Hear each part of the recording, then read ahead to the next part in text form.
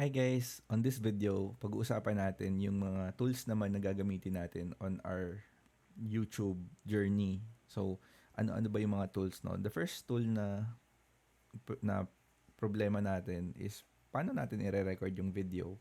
Ano ba yung mga video recording tool na pwede natin gamitin in order for us to create a YouTube video? So, the first thing na gusto kong ipakita sa inyo is ito, yung ginagamit ko, no? Yung OBS Studio. So, yung OBS Studio, ito pong ginagamit ko, itong nakikita nyo. Ito, yan, yung pinapalaki ko. Yan.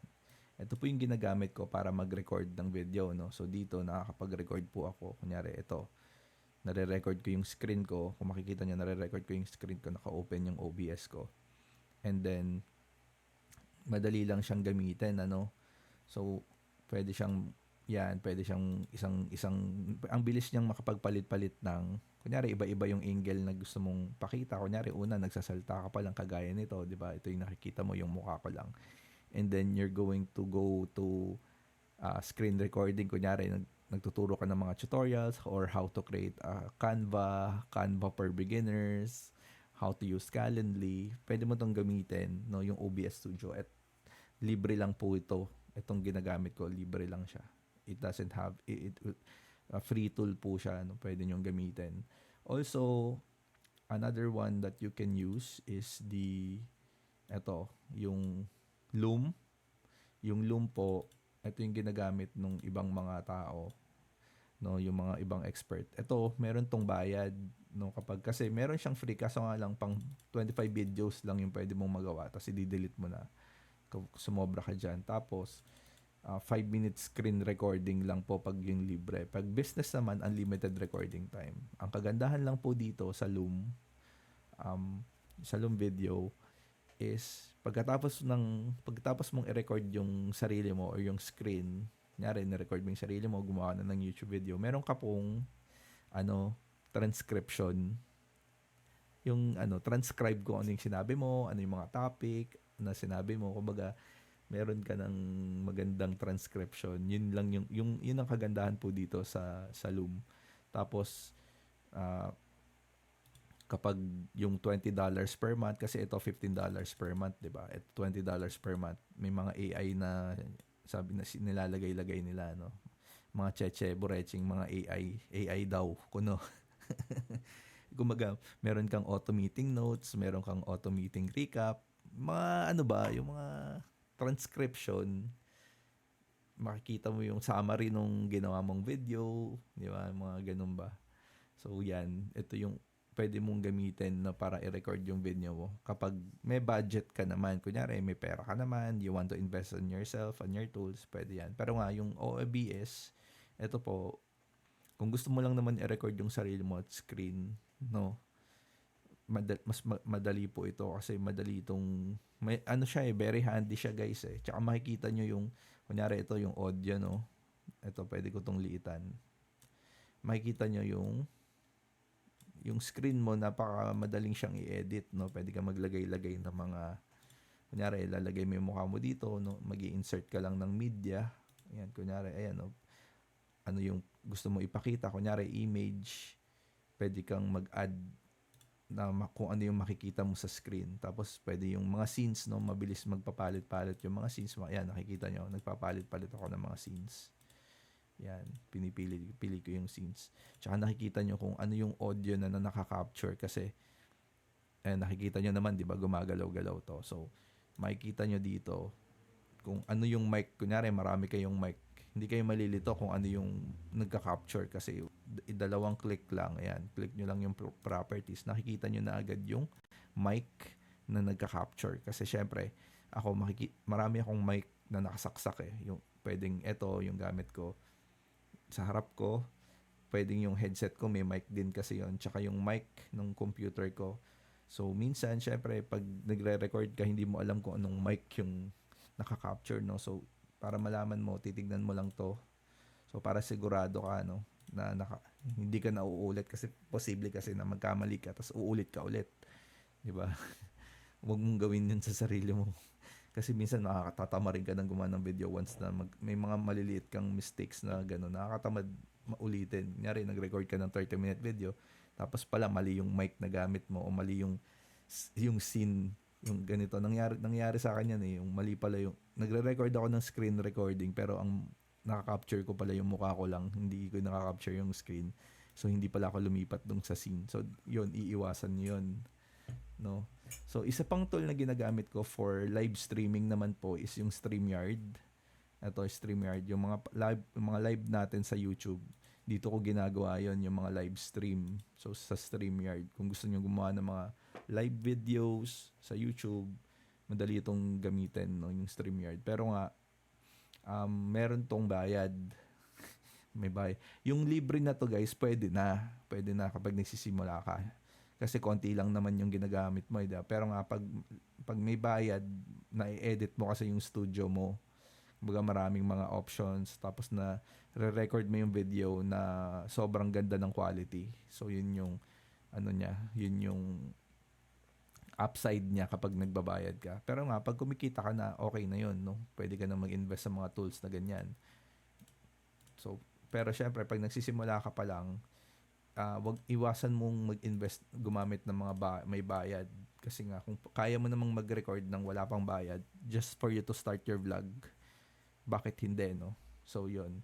Another app na pwede nyong gamitin na libre is yung Canva po para gawin nga yung thumbnail nyo for thumbnail design naman, no? Si Canva, marami siyang mga ayan dito na pwede mong gamitin in order for you to start your vlog.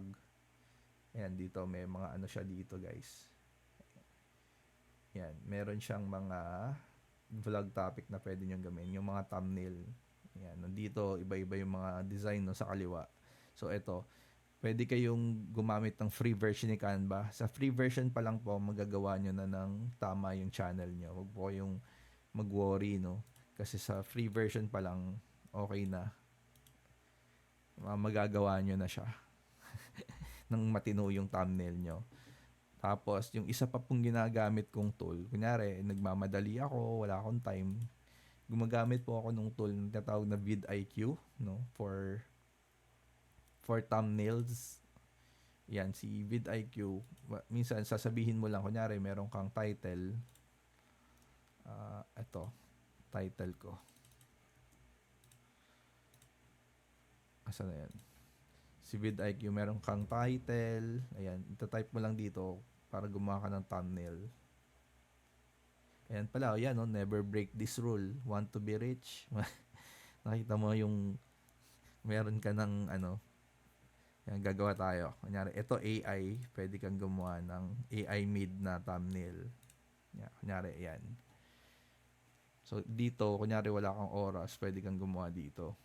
Diba? Pero yun nga, syempre, yung ibang mga thumbnail naman natin, gusto natin branded, gusto natin pare-parehas, diba? So, sa Canva, meron na kayong template na pwede nyong gamitin na iiba-ibahin nyo lang yung words. Tapos, syempre, na iba-iba yung, kunyari yung mukha nyo, ganun. Ayan. So, yan, di ba? Ang ganda. Investing like the rich. Investing like the rich. Ayan. So, yan, di ba? Sa vidIQ, nakita nyo naman, di naman tayo nag-edit, di ba? So, dito kasi may AI na siya na ano, na pwede gumawa ng thumbnail nyo. Nilagay nyo lang yung title, tapos yan, nilagay ko lang yung title dito. Tapos pumili ako ng picture na pwede kong ilagay. Kunyari, ito. Ayan. Tapos, kinrate ko na. Tapos, bahala na siyang gumawa. No? Sobrang bilis. Wala pang... Kunyari kasi, syempre pag video production, minsan wala ka ng time gumawa ng thumbnail mo habang nagsisimula ka pa lang. So, yan ang pwede nyong gawin. No? Pero, kahit sa Canva lang, pwede na nyo pong gawin yon. O, yan. vidIQ po ito.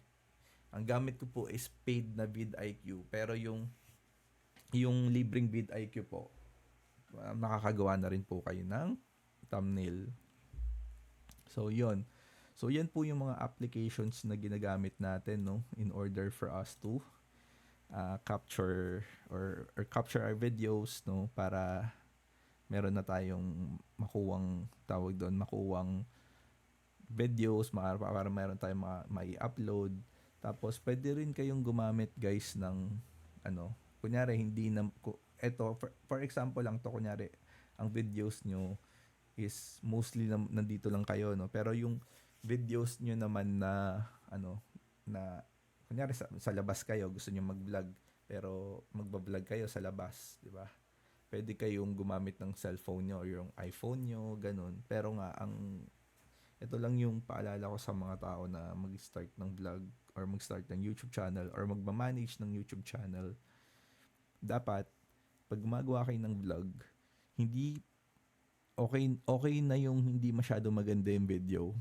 Wag lang hindi maganda yung audio. Ulitin natin okay lang hindi masyado maganda yung video quality. Walang problema dun eh. Pero yung audio, very unforgiving. Very unforgiving po sa mga nanonood kasi ayaw nang nanonood na masakit sa tenga. So pag masakit sa tenga yung video nyo, minsan ni-skip na lang nilang panoorin because masakit sa tenga. Pero kung kahit pangit yung video quality, hindi masyadong HD, pero maganda po yung audio, papanoorin pa rin ng tao. So dapat mag-invest kayo sa mic, na magandang mic, no? Magandang mic yung hindi masyadong hindi masyadong maingay. Kailangan meron kayong noise cancelling effect. So marami na pong murang mic ngayon na pwede nyong bilhin, no, na pwede nyong ikabit sa mga cellphone nyo, na yun yung pwede nyong gamitin, mga 1,000, 2,000. Doon talaga kayo mag-invest sa mic. Pero nga, yung magsisimula ako, headset lang yung gamit ko. Pero nga, if you want to start your journey right, invest on a microphone na maganda, yung may noise cancelling, para at least maganda po yung audio nyo. So yun lang po yung paalala natin sa mga gustong mag-start. So yun lang po guys. So see you po sa susunod na video, and thank you for watching and listening to me. And as a rule po, ulit-ulitin nyo po itong mga videos natin para makuha nyo po ng maigi, kasi watching this or listening to this just once, hindi po talaga magte-take effect. It's about mastering, no? Kasi kung paulit-ulitin nyo itong mga videos na binibigay ko sa inyo, ang nangyayari po niyan, mas gagaling pa kayo sa akin. Kailangan dumating kayo sa point na dahil pinaulit-ulit nyo yung video ko, mangyayari dyan, mas gagaling pa kayo sa akin. So yun yung gusto nating ma-achieve. Ma-beat nyo kung ano yung ginagawa ko para mas gumaling kayo. Yun yung goal ko para sa inyo, no? Wala akong pakialam kung malampasan nyo ako or yun nga yung gusto ko eh. Gusto kong mag-grow kayo as a person. So paulit-ulitin nyo tong training, paulit-ulitin yung panoorin para makuha nyo po yung idea na gusto nating ipahiwatig. So yun lang po guys, and I hope to see you in my next video.